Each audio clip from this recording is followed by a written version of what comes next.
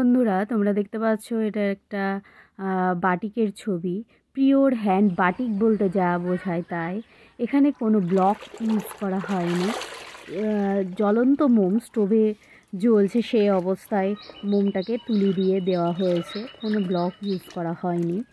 তো আমি এখানে রং হিসাবে ব্যবহার করেছি ন্যাপথল কালার, অর্থাৎ লবণ বেস কালার। আমার এখানে অ্যাসিড কালার নেই। এই কালারও তৈরি করতে একটু সমস্যা হয়। আর মোমটাই হচ্ছে মেন।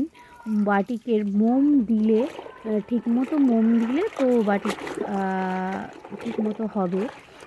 মোম এদিক ওদিক হয়ে গেলেই তো ছবিও পরিবর্তন ঘটে যাবে।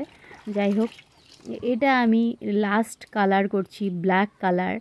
তো ব্ল্যাক কালার এই যে দেখছো গাঢ় হয়নি, এরপরেও আরও চোবাতে হবে যাতে আরও গাঢ় হয় রঙটা।